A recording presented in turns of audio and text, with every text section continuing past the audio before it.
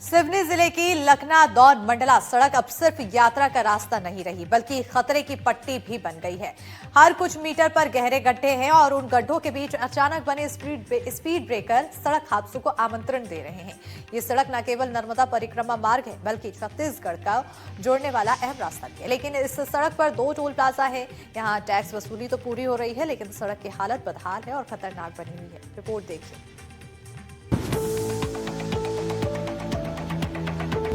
ये सड़क नहीं, खतरे की पट्टी है। जी हाँ, खतरे की पट्टी, क्योंकि इस सड़क पर कुछ मीटर पर गहरे गड्ढे हैं और उन्हीं गड्ढों के बीच अचानक बने स्पीड ब्रेकर जो अपने आप सड़क हादसों को आमंत्रण देता नजर आता है। तस्वीरें सिवनी के लखना दौन से मंडला को जोड़ने वाली एमपीआरडीसी की सड़क की है, जहाँ सफर करना हर पल जान जोखिम में डालने के जैसा है। ये सड़क नर्मदा परिक्रमा मार्ग भी है और छत्तीसगढ़ को जोड़ने वाला एक अहम रास्ता भी है। इस 100 किलोमीटर लंबी सड़क पर एमपीआरडीसी के 2 टोल प्लाजा हैं, जहां वाहन चालकों से पूरा टैक्स वसूला जाता है और उन टैक्स के बदले लोगों को मिलती है गड्ढों और ब्रेकर से भरी मौत की सड़क।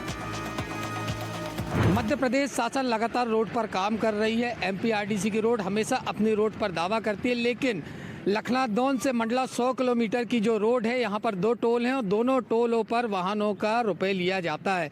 लेकिन इस रोड पर गड्ढे हैं, गड्ढों पर ब्रेकर है, तो लगातार हादसे होते हैं और लोग परेशान। हम यहाँ राहगीरों से जानते हैं कि किस तरह से यहाँ पर परेशानी होती है और किस तरह से यहाँ पर जो है दुर्घटनाएं लगातार होती हैं।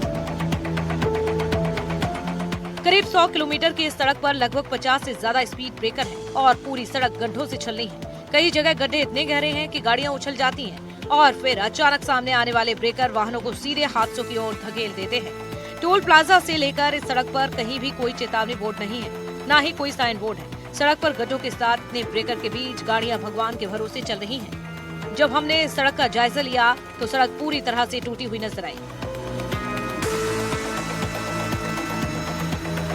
ब्रेकर तो ढेर सारे हैं। अभी मैं मंडला से आ रहा था, इतने ब्रेकर मिले और इतने गड्ढे मिले कि मैं गिरते गिरते 1-2 जगह बचा। ये एमपीआरडीसी की रोड है, जी हाँ। किस तरह से इस रोड पे सुविधा मिल रही है? सुविधा तो कुछ भी नहीं है, हादसे का डर है। मैं गिरते गिरते खुद बचा।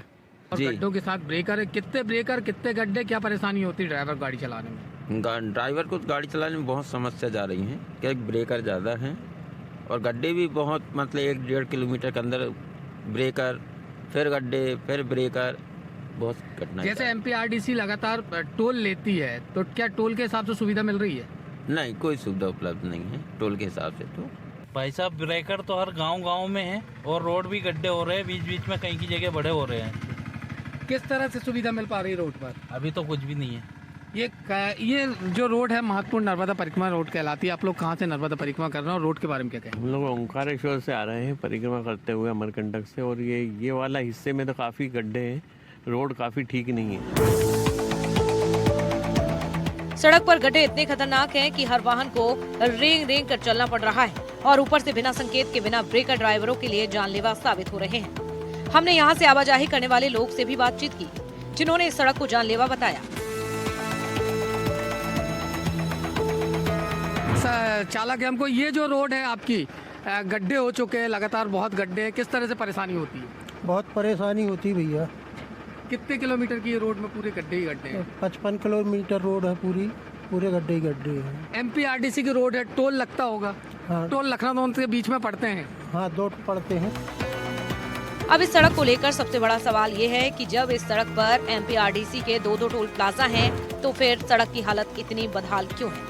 क्योंकि इन टोल प्लाजा पर वसूली जारी है, लेकिन अधूरी सड़क और जगह जगह ब्रेकर लोगों के लिए जानलेवा साबित हो रहे हैं और अगर जल्द सुधार नहीं हुआ तो ये गड्ढे किसी बड़ी त्रासदी की वजह बन सकते हैं। एमपीआरडीसी की ये रोड आम जनता के लिए और दुर्घटनाओं को आमंत्रण देती हुई नजर आ रही है। जितेंद्र भारद्वाज, एनडीटीवी, सिवनी। तेजी से बढ़ते शहर और बढ़ती आबादी के बीच बिलासपुर का फायर सेफ्टी सिस्टम खुद खतरे में है। बीते कुछ सालों में शहर में कई बड़ी आगजनी की घटनाएं हुई हैं, जिनमें जान भी गई और करोड़ों की संपत्ति भी जलकर राख हो गई। लेकिन इसके बावजूद व्यवस्था में कोई ठोस सुधार नहीं हुआ। पूरे जिले की सुरक्षा महज 5 काम करने वाले दमकल वाहनों और 39 कर्मचारियों के भरोसे है। देखिए मौके से रिपोर्ट।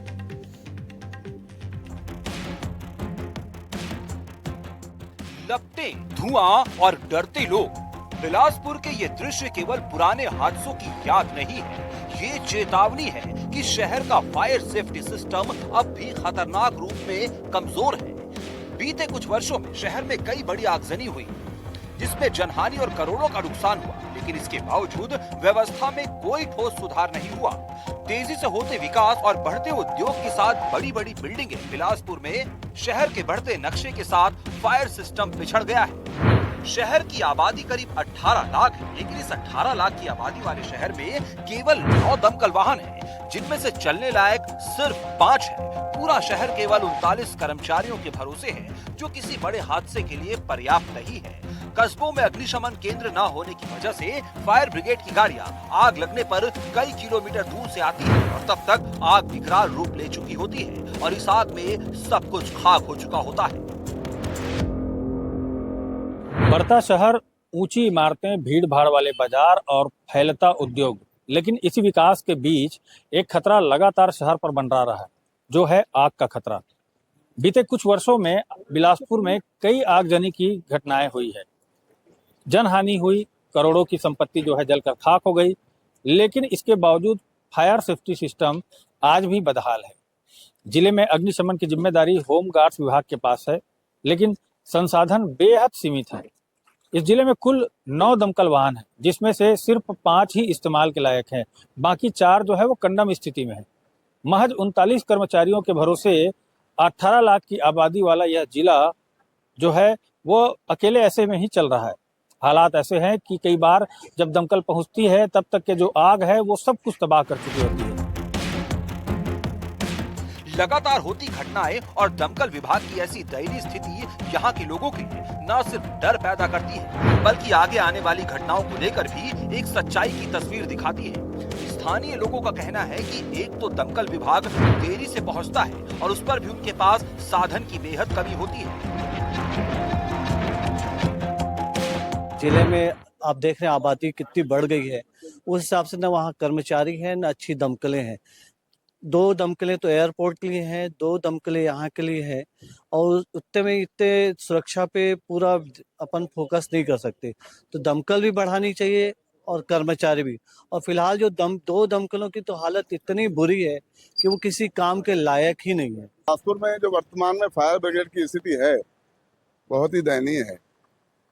उनको गाड़ी खड़ी करने के लिए वहाँ जगह नहीं है, गाड़ियाँ हैं तो भी पुरानी हो गई हैं। समय में कहीं आगजनी होती है, अगर गाड़ी पहुंचती भी है तो कर्मी जो हैं आग बुझाने वाले उतना प्रशिक्षित नहीं है, न उनके पास ड्रेस रहती है, न कोई ऐसा साधन रहता है कि तुरंत आग पर काबू पाया जा सके। अग्निशमन की इस कमजोरी ने सिर्फ वित्तीय नुकसान नहीं बढ़ाया, बल्कि लोगों का विश्वास और सुरक्षा का भरोसा भी हिला दिया। व्यापारियों में भी डर का माहौल है। उनका कहना है कि यहाँ मार्केट काफी बड़े एरिया में फैला हुआ है और यहाँ आग लगने पर उसके विकराल रूप ले लेने का हमेशा डर रहता है। ऐसे में यहाँ एक फायर स्टेशन की व्यवस्था होनी चाहिए। न उनके पास ड्रेस रहती है, न कोई ऐसा साधन रहता है कि तुरंत आग पर काबू पाया जा सके। हम लोग भी सामान्य नागरिक हैं, मगर जहाँ आगजनी होती है पहुँचने के बाद पता चलता है कि पानी तो चला रहे हैं मगर पाइप फटी हुई है, चढ़ने के लिए सीढ़ी नहीं है। ऐसी दुर्दशा देख के हमको तरस आता है। अभी जो स्थिति है वर्तमान में, दमकलों की संख्या बहुत कम है। जिले में आप देख रहे हैं आबादी कितनी बढ़ गई है, उस हिसाब से न वहाँ कर्मचारी हैं न अच्छी दमकलें हैं। 2 दमकलें तो एयरपोर्ट के लिए हैं, 2 दमकलें यहाँ के लिए हैं और उतने में इतने सुरक्षा पे पूरा अपन फोकस नहीं कर सकते। तो दमकल भी बढ़ानी चाहिए और कर्मचारी भी। और फिलहाल जो 2 दमकलों की तो हालत इतनी बुरी है कि वो किसी काम के लायक ही नहीं है। तो ये जरूर प्रशासन को ध्यान देना चाहिए, क्योंकि यहाँ पर फंड की कमी है नहीं। नागरिक सुरक्षा चाहता है अपनी, क्योंकि उसको व्यापार भी करना है और घर को भी देखना है। तो आप अच्छी दमकलों की व्यवस्था जरूर करें। हमारा ये 125 एकड़ में फैला हुआ मार्केट है। ये बहुत ही दुकान से दुकानें जुड़ी हैं। जोन 2 में 25 एकड़ का है, जिसमें 400 दुकानें, 100 एकड़ का और डेवलपमेंट चालू है। उसके हिसाब से और बाजू में FCI का बहुत बड़ा गोडाउन है। ये चीज़ें इतने घनत्व में है, सक्रिय आपस में सटी हुई हैं। अगर कोई आगजनी होती है तो एक विकराल रूप लेने का अंदेशा बना रहता हमेशा।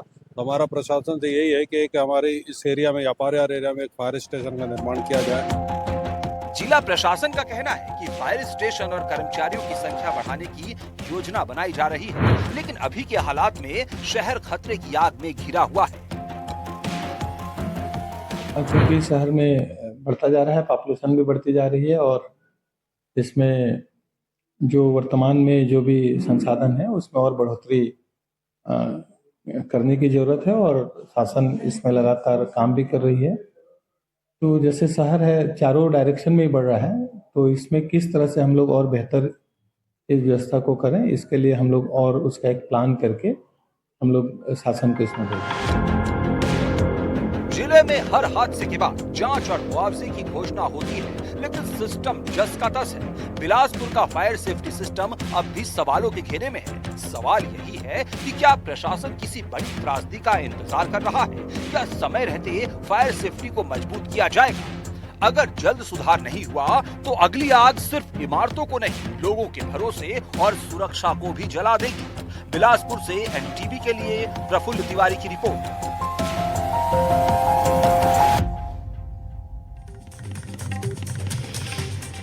धमतरी के सोरित डिपो पारा वार्ड से सरकारी लापरवाही की एक बेहद डरावनी तस्वीर सामने आई है। यहां अटल आवास की जर्जर सीढ़ी अचानक भरभरा कर गिर गई, जिसमें एक महिला और उसकी 3 साल की मासूम बच्ची दब गई, जिसके बाद दोनों घायलों को जिला अस्पताल में भर्ती करवाया गया है। बताया जा रहा है कि अटल आवास 2007-8 में बनाए गए थे, लेकिन बीते कई सालों से ये इमारतें खस्ताहाल है और जानलेवा हालत में पहुंच चुकी है। स्थानीय लोगों का कहना है कि शिकायत की जा रही है, लेकिन हादसे के बाद ही प्रशासन की नींद टूटी है। तो वहीं नगर निगम कह रहा है पहले नया प्रस्ताव बनेगा, फिर फंड पास होगा, तभी निर्माण होगा। देखिए मौके से पूरी रिपोर्ट। अच्छा, आज क्या घटना घटित हुई थी यहाँ पे? मेरे को ड्यूटी जाना था तो खाना वाना बना के छोटी वाली गुड़िया को पकड़ के सीढ़िया से उतर रही थी और अचानक सीढ़िया गिर गया, तो हम दोनों माँ बेटी वहाँ दब गए थे। तो मेरे पैर में चोट आ गया और गुड़िया को भी सिर में अंदरूनी चोट लग गया था। अच्छा, यहाँ पे क्या घटना के बाद आप लोगों को अस्पताल कैसे ले जाया गया? आसपास के पूरा आके मेरे को एम्बुलेंस बुला के तुरंत हॉस्पिटल ले गए। अच्छा, आज यहाँ क्या घटना घटित हुई अभी बताइए। आज सुबह 8 बजे करीब है, मेरे मिसेज ना बरस करने नीचे उतारी थी, तो अचानक से सीढ़िया ना भसक गया, पूरा जर्जर हो गया। अच्छा, उनको चोट भी आई? हाँ, कमर में लगा है, पैर दोनों पैर में, घुटने में, और मेरी बच्ची है और उसी से उनको सिर में लगा है। अच्छा, ये भैया ये जो भवन की स्थिति है ये कब से ऐसे ही बनी? ये शुरू से जब से हम आए ना ऐसी था ये। करीब 7-8 बजे टाइम हरे मोर बहू है वो बड़े वाली और वो काम में जाए के बरस करे बर के उतरत से ओकर बाद में बच्चा धर के और उसी नाम है और उसका से नाम है और जैसे उतरत स्नान तो सीढ़िया आले आ भसक ओकर बाद सब कोई दौड़े हैं ओकर बाद होला गाड़ी पलाए ना वो पूरा अस्पताल में गए। छत्तीसगढ़ के धमतरी जिले के सोरेत वार्ड में इस वक्त हम मौजूद है, जहां पर एक हादसा बड़ा होते होते रह गया। फिलहाल यहाँ पे जो ये हादसे में है जो एक महिला और बच्ची है जो घायल हो गई है। आपको मैं बताना चाहूँगी कि ये जहाँ पे मैं मौजूद हूँ, ये पीछे की जो तस्वीर है आप देखिए कि ये किस तरीके से ये जो है अटल आवास है, ये काफ़ी ज़्यादा जो है जर्जर स्थिति में है। ये आप देख सकते हैं कि यहाँ पर एक महिला है जो अपने बच्चे के साथ नीचे उतर रही थी और ये जो है जर्जर अवस्था में ये जो भवन है अचानक से गिर पड़ा, जिसमें जो है हादसे के शिकार में एक महिला और ये बच्ची हो गई हैं। फिलहाल उनको जो है चोटें ज़रूर आई हुई है और यहाँ पे लोगों में जो है डर का माहौल काफ़ी ज़्यादा देखने को मिल रहा है। स्थानीय जो यहाँ पे जो रहवासी हैं वो काफ़ी ज़्यादा आक्रोशित है, क्योंकि यहाँ पर जो है ये कई बार जो है यहाँ के लोग शिकायत लेकर के संबंधित विभाग में पहुँच चुके हैं और लोगों का ये भी कहना है कि कई दफ़ा जो है शिकायतें जो है अधिकारियों के समक्ष पहुँचाने के बाद भी यहाँ पे कोई भी जो जवाबदार अधिकारी मौके पर नहीं पहुँचा है, ना ही यहाँ की जो भी स्थिति बनी हुई है उसे देखने के लिए उनके पास बिल्कुल भी समय नहीं है। ये भी जो है काफ़ी ज़्यादा जर्जर स्थिति में है और ये कभी भी ऐसा है जो हादसा हो सकता है, बड़ा हादसा। ये है जो आज महिला है और एक बच्ची है जो इसमें घायल हो चुके हैं। काफ़ी ज़्यादा लोग जो है नाराज़गी जाहिर कर रहे हैं और ये भी कह रहे हैं कि अधिकारी कभी भी यहाँ पे कोई हादसा होता है तो बिल्कुल देखने नहीं आते, लेकिन जब यहाँ पे